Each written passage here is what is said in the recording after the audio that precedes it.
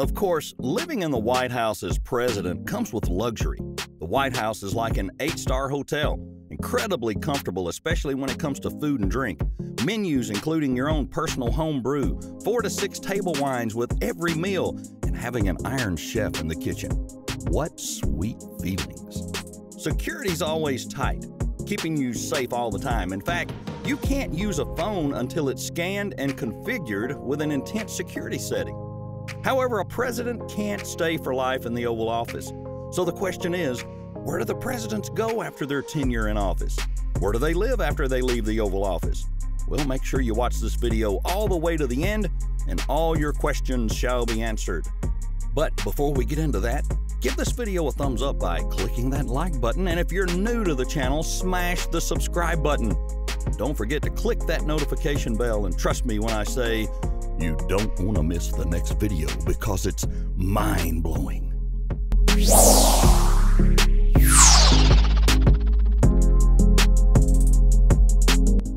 Leaving the White House? It's not that bad. It's not like you're being thrown out in the cold. Some benefits accompany a president when he leaves the seat. For example, after leaving, he receives 7 months of transition funding, 10 years of security service, 30 months of private staff for the salary not exceeding $1,500. There's nothing compared to life in the White House, but that shows a very distinct mark between the former president and the people living a normal life. However, they needed to make some adjustments to blend in the normal life. So most of the former presidents of the United States, they picked a specific place to go enjoy that normal life after leaving the Oval Office. To start with, former President Bill Clinton was the 42nd President of the United States. He served from 1993 to 2001. The post-presidency of Bill Clinton began at noon on January 20th, 2001, at the end of his second term. After Clinton left the White House, he moved to a house in Chappaqua, New York, Westchester County. The 11-room Dutch colonial home on Old House Lane in Chappaqua is the Clintons' primary residence, and they paid $1.7 million for it in 1999 as Clinton neared the end of his term. The 3-story home has 5 bedrooms, 4 baths, a barn, and a pool. Clinton maintained a very active speaking schedule. He devoted his energies to 2 common post-presidential chores: writing a memoir and overseeing the creation of his presidential library in Little Rock, Arkansas. In 2000, he assisted his wife Hillary in her campaign for office as senator from New York. This is the home that she used as her base when she ran for the New York Senate. Moreover, as one of the youngest to ever depart the presidency, he was still actively involved in issues of public concern, especially through the work of the Clinton Presidential Foundation. The foundation's agenda includes combating the HIV and AIDS virus, fostering racial and ethnic reconciliation, and promoting the economic empowerment of poor people. Clinton also retains a reputation as one of the most astute political analysts in the Democratic Party. He was very involved in Hillary Clinton's presidential campaign in 2016. The house was not that conducive for them. Of course, not as the White House, so Clinton bought the house next door to use for their daughter Chelsea and her family when they came to visit. Clinton and his wife Hillary also own homes in Washington, D.C. and Arkansas. When George Walker Bush left office in 2009, he and his wife Laura Bush returned to Houston, Texas, where they settled back into private life and reclaimed their lives as active citizens in their community. Bush was 62 years old when his presidential term ended. He left office with a dismal 33% approval rating, and with 60% of the American public believing he would be considered below average as president in the annals of history. Bush and his wife Laura moved into a modest 8,500 square foot, 4-bedroom property on Daria Place, a gated cul-de-sac in Dallas's posh Preston Hollow neighborhood, which has since been renovated. They bought the property in 2008, according to the New York Times.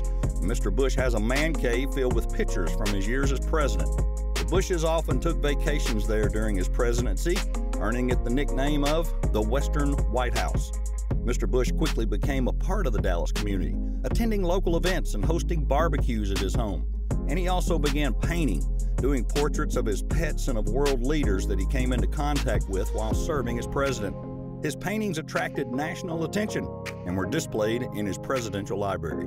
In his free time, he enjoyed biking, attending Texas Rangers baseball games, reading American history, and golfing.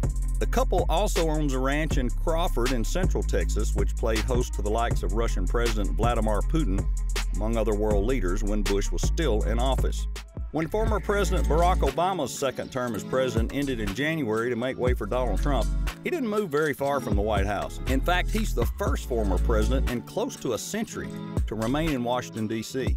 Obama and his family rented an 8,200 square foot mansion in the Colorama neighborhood of Washington with a price tag of $6.3 million. They leased the home from Joe Lockhart, who was President Bill Clinton's press secretary. The home features 9 bedrooms, 9 baths. Leaving office was a change Barack Obama could believe in. In the year after he handed the most powerful job in the world to Donald Trump, Obama ventured into a new and fun life, which included globetrotting, book writing, speech giving, and the unmistakable perks of semi-private life like sleep and nights out with Michelle, his wife and former First Lady. Those who know Obama best, however, say he doesn't miss being commander-in-chief, and he's happy being returned to a somewhat normal life. He's just very much enjoying the new chapter of his life, and he's had a chance to spend real quality time with his wife and family. The Obamas also own a home in Chicago. After leaving the White House, former President Donald Trump, as expected, flew to Mar-a-Lago, his private club in Palm Beach, Florida. The Mar-a-Lago Club is a 20-acre estate with beautiful rooms, multiple pools, and beaches. With remarkable foresight, Trump purchased this property in 1985 at the bargain price of $10 million. Though there are differing reports of the price, and in 1995 he turned it into a private members club with a membership that clocks in at about a cool $200,000 plus annual fees running into the thousands. When in residence, Trump and his family stay in a private wing of the house. With 126 rooms, the estate is located on some of the most expensive real estate in Palm Beach. Private beaches, 5 tennis courts, a state-of-the-art fitness center, croquet lawns, and a 20,000 square foot ballroom decorated with $7 million worth of gold leaf make up the property. Trump has spent a significant amount of time at Mar-a-Lago, even during his presidency. The results, ornate decor reminiscent of European palaces, accompanies pricey antique furniture. A coat of arms that once read Integritas, which is the Latin word for integrity, was duly replaced with the word Trump.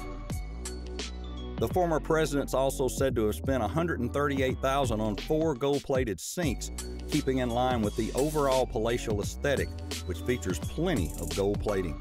The club's main building features neo-Gothic and Andalusian accents. Inside the main living room, you'll see high ceilings and gold-plated design over every wall.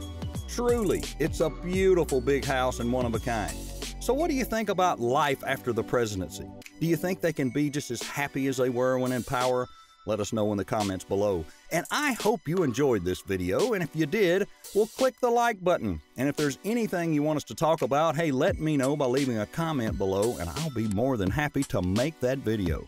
Don't forget to subscribe and click that bell. All right, folks, thanks for watching, and we'll see you next time in another mind-blowing video.